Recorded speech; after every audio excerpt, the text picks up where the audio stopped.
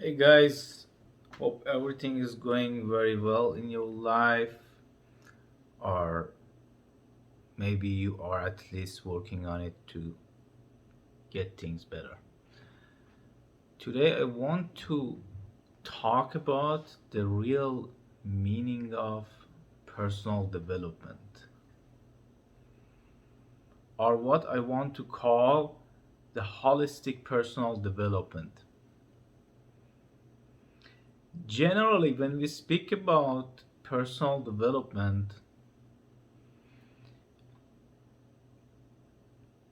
people who wrote the books about personal development, a lot of them mostly limited the meaning of personal development to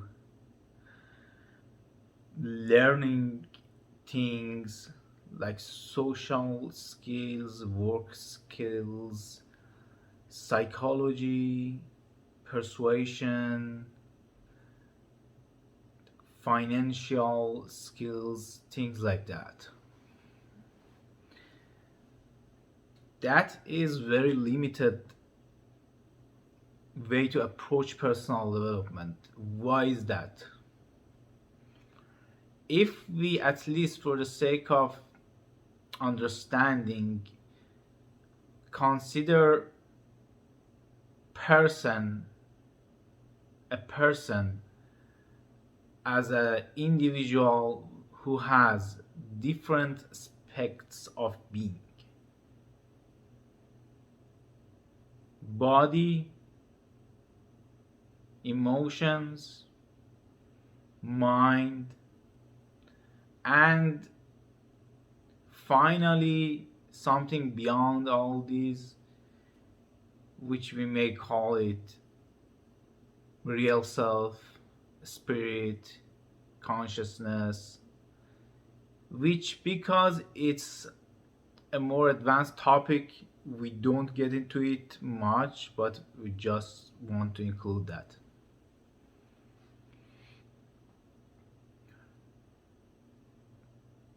Personal development then means developing all of these aspects.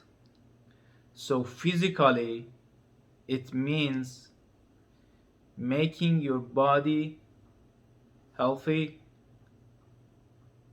making your body more efficient, pain free, maybe, making your body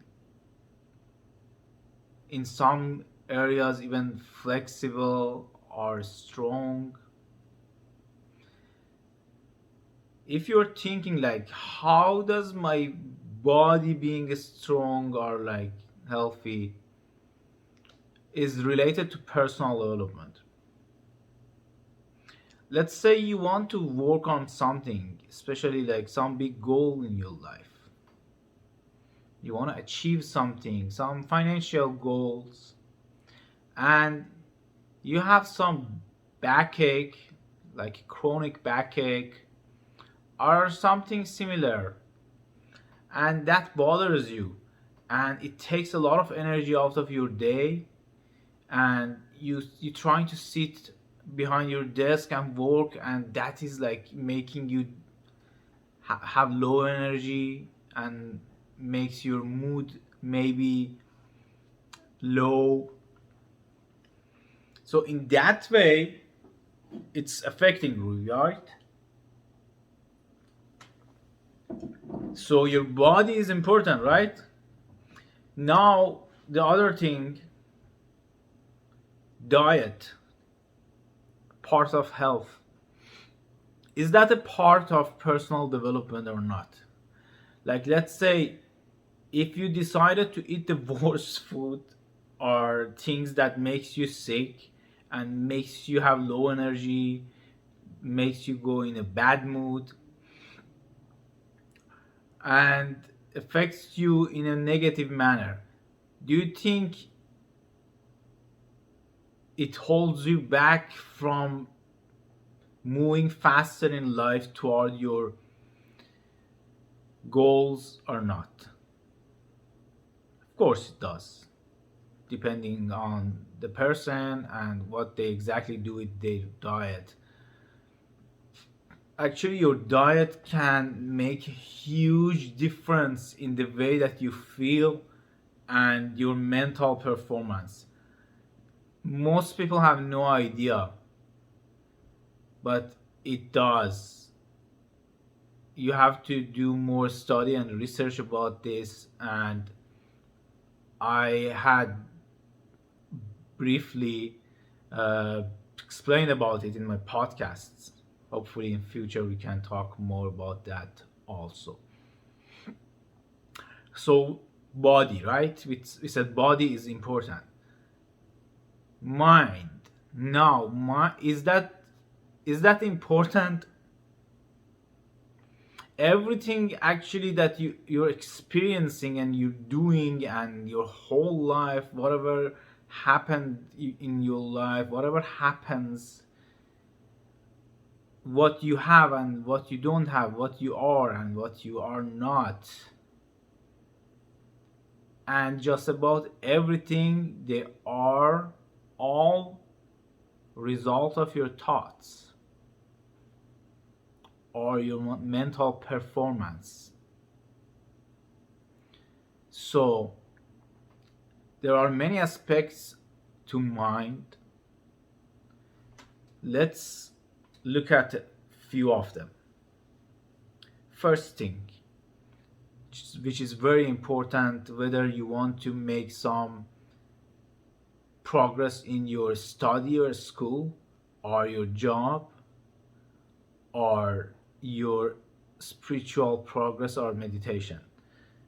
First thing is your ability to stay focused on one thing, or one-pointedness of mind. What does that mean? Being one-pointed means when you are trying to do something, you are able to stay focused on that thing without being distracted and without having some hyperactivity in your mind going on, which takes a lot of energy from you. Maybe a lot of people have that. Some people call it ADHD. It doesn't have to be a label, or it doesn't have to be categorized as a disease, but it means your mind is moving too fast and you can't focus on something, and prevents you from being efficient in your work, from prevents you from being efficient in your learning. Because how can you learn? um, let's say if you have very good focus, actually you can memorize something or learn something tens of times faster, depending on how focused your mind is. Actually, let me tell you something interesting. You may never have thought about this in this way. A lot of people, a lot of people by mistake believe that they have a bad memory or they have low ability to learn, but actually they have bad power of focus.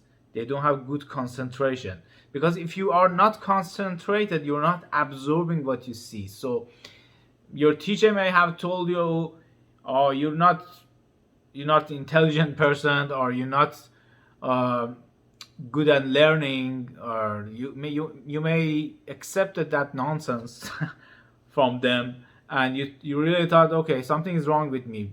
But you may only have lack of ability to focus, or most people are not even interested. Like when I was in the school, most of the time I had zero interest in learning those nonsense, because like it wasn't something that I chose to learn, right? I wasn't interested to learn, for example, about like history or what happened like 2000 years ago. I was interested to learn about something that I like to learn, for example, maybe computers or technology or something like that. But the problem is that in most parts of the world, they keep you for 10, 12, 15 years teaching you so many things that you may not be interested in learning. Anyways, I don't want to get distracted from the main subject. So, if you have good ability to focus, you can learn much more easily. And actually, if you are like so, if you have so focused, if you have like a ability to focus really good, which like is very rare these days, and you can develop that ability by practices of concentration known in traditions of yoga and Buddhism, and there's a lot of things about that. You can do your own research, but especially the traditional practices, not many of these new age nonsense, but the traditional practices are very scientifically designed to make your mind very sharp to the point that you are almost having a superhuman ability to use your mind, which takes years of practice. Anyways, that was one aspect of your mind, ability to focus.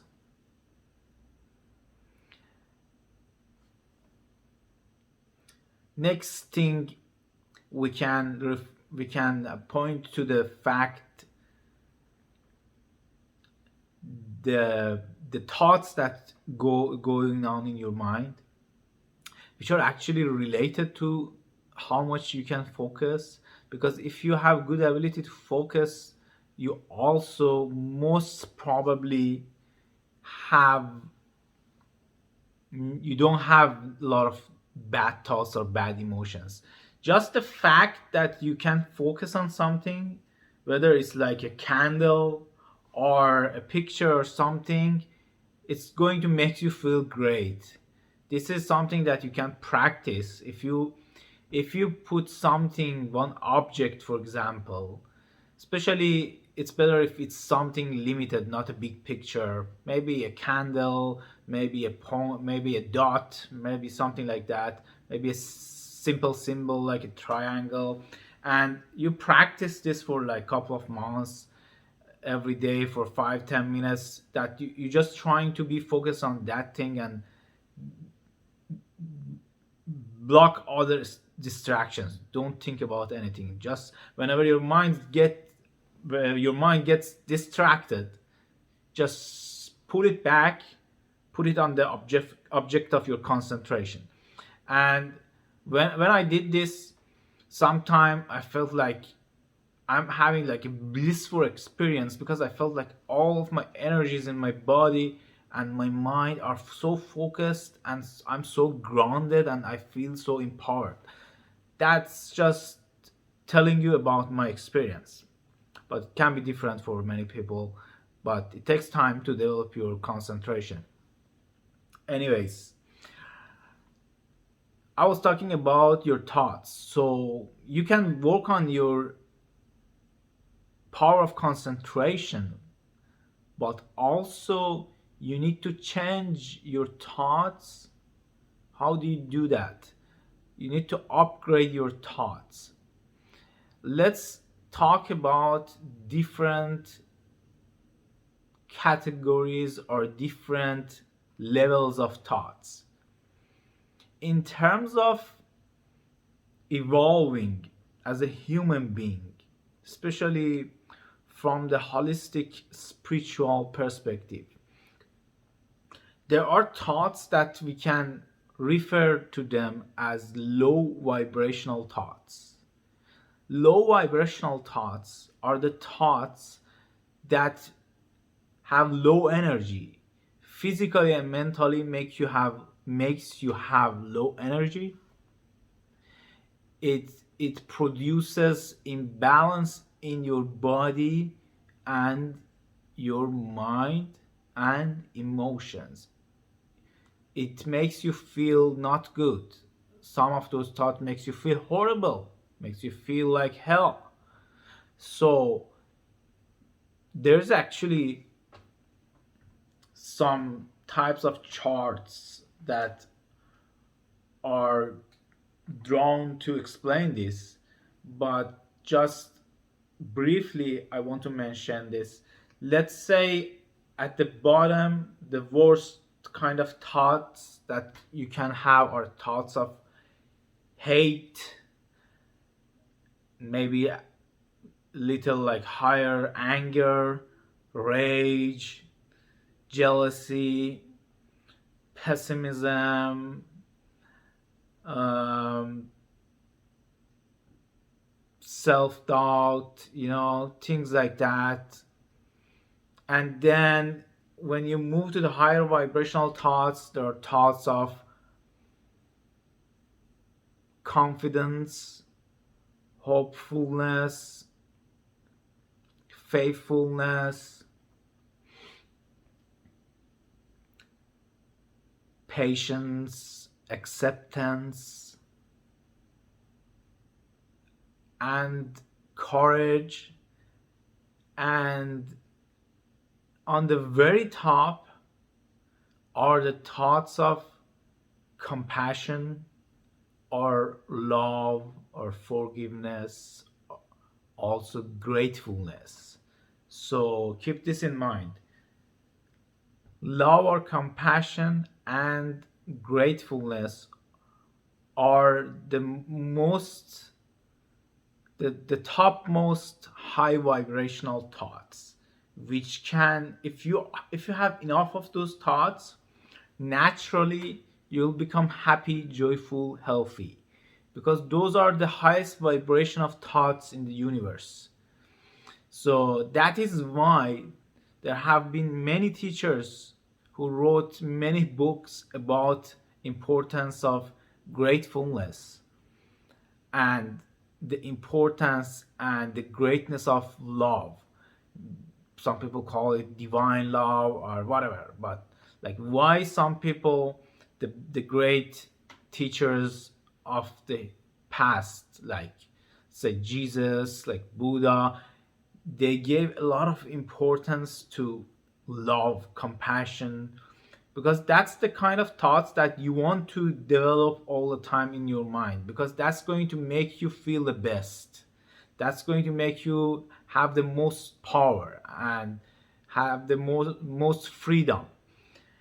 So other than practicing to control your mind, to be focused, you gotta need to do practices to change your thoughts, practice forgiveness, practice patience, acceptance, practice praying for others, praying for the world, sending good thoughts to others, like the practice that known in Buddhism as loving kindness meditation or something like that, that every day they send good thoughts to every creature, not only humans, wishing everybody to be healthy, happy, and free. So it matters a lot. If you want to be happy, if you want to be successful in the holistic manner, you got to work on that also. If you think success is to have like more cars, then actually this teaching is not for you. You can go and find something like get rich fast coaching and do that. I'm talking here about achieving your highest potential beyond what you think, not only in your body and mind, like achieving your highest human potential and the highest experience of joyfulness and peace, love, happiness, the ultimate satisfaction in your life. That's what this holistic personal development which I'm talking about means.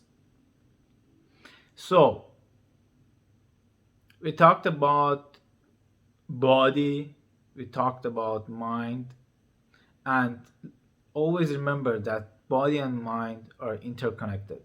So sometimes you need to work on body to make your mind feel better, because like according to my beliefs, mind is not only your brain. That is what also a lot of traditions, thousands years old traditions like yoga, Buddhism, shamanism, many religions and many other systems, even like parts of modern psychology believe. So, but like faculties of your mind that you use in this dimension are your brain in a way.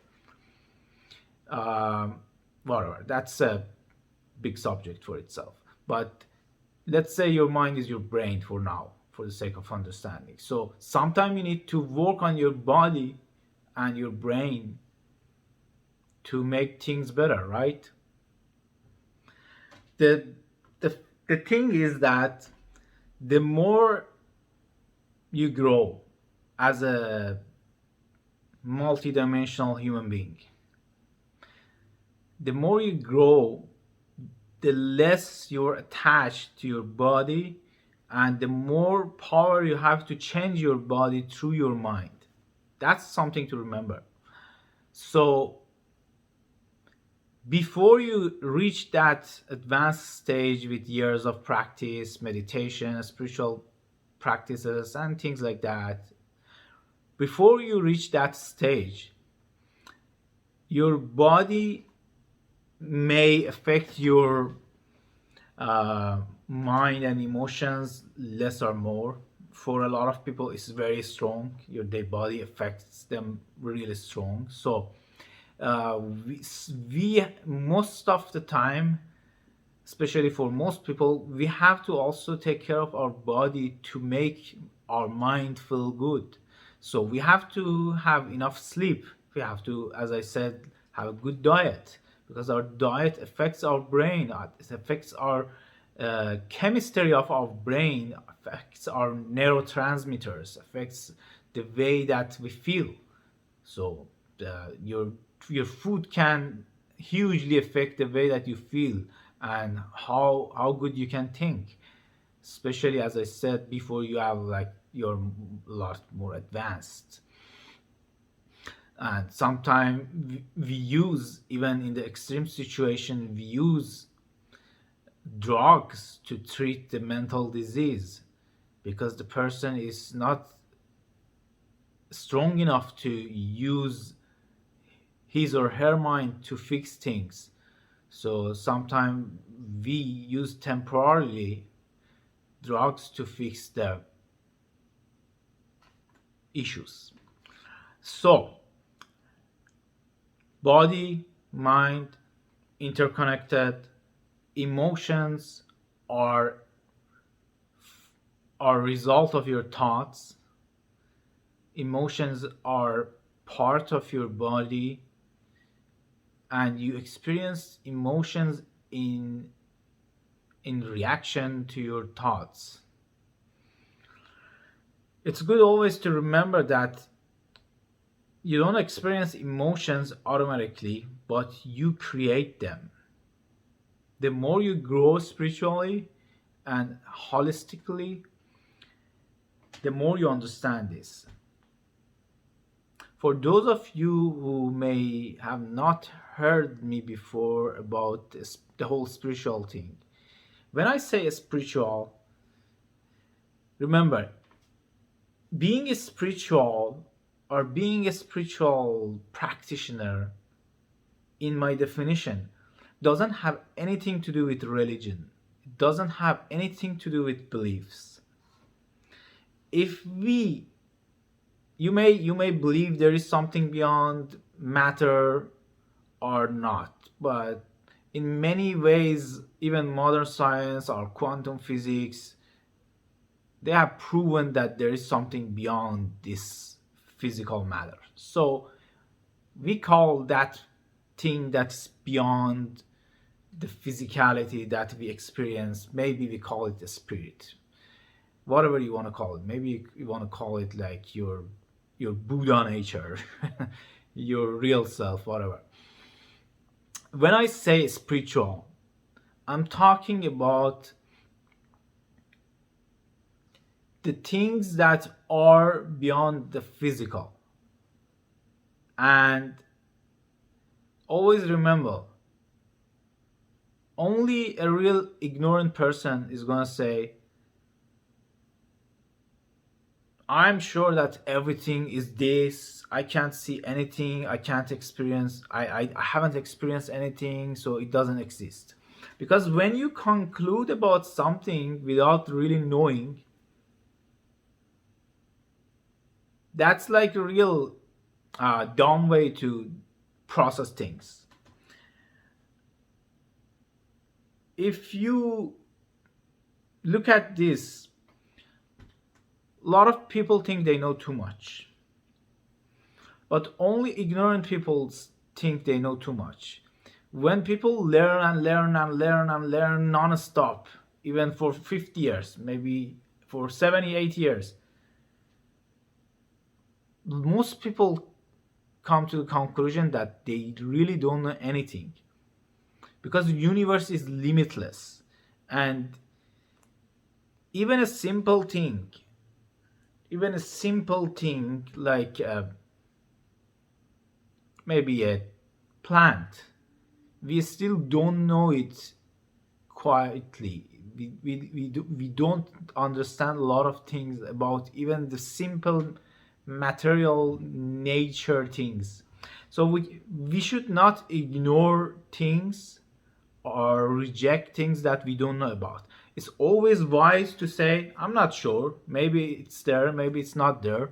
But if you say, yeah, I'm sure it's not there, that means that the way that you think and perceive things is not efficient and correct way to learn and to find out truth about many things. I didn't want to go into this subject this much, but it just came to me. Anyways, always when I say spiritual, I'm talking about the more subtle part of your being, and something which is beyond your physical, mental layers of your beings. And we don't want to really talk that much about it, and that's the whole different subject for itself. But that's what I mean.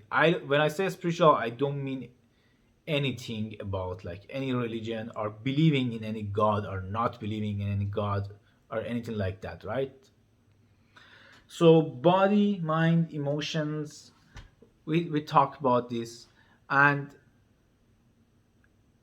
these things that I just talked about for like half an hour, body, mind, emotions, they should come first in the process of personal development. But unfortunately, a lot of teachers, they don't even mention that. So these things are the basis for your personal development, for holistically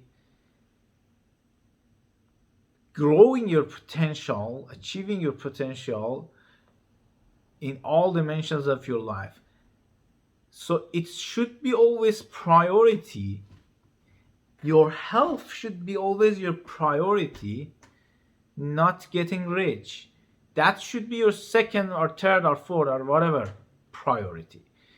Your relationship shouldn't be your first priority. Your health, your physical, mental health, development of your own abilities and faculties of your mind, your thoughts should be your priority. Always remember that. That's the most important thing, because if you forget yourself and focus on things outside of yourself, in order to make yourself feel good, you'll always fail.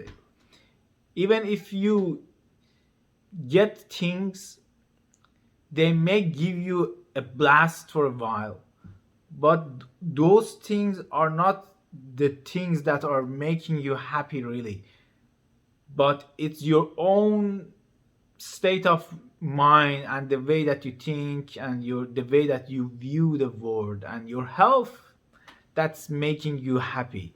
That's one thing to remember.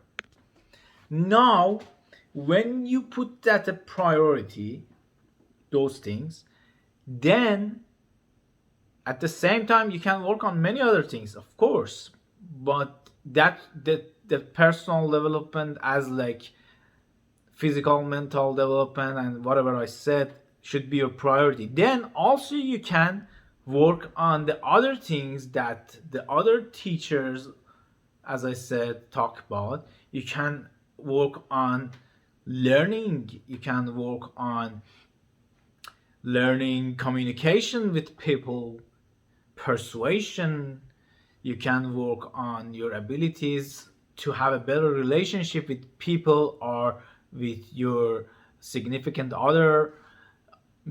Those are really important because we live in a society and we live with other people also, so we need to work on progressing everything. Well, we are human beings and we have a lot of things going on and it's complicated sometimes, so those things are important, but it only comes, as my humble opinion, it only comes to importance after you pay attention to the bases which I spoke about. So I just wanted to briefly talk about the way that I put personal development as I said, a holistic personal development, and in future whatever I teach and I write about, it's going to be more about developing yourself with the goal to move toward your ultimate evolution as a human being. Many religions and many great teachers, spiritual teachers, they always told us that human beings are the highest manifestation of divine, and they're like gods, potential gods actually. Human beings are not all the same, right? The other creatures are very well defined, but some human beings can be like gods, and some human beings can be, you know what I want to say, so I don't want to say it. So that's what to remember, that we can reach at least somewhat to our evolution and become empowered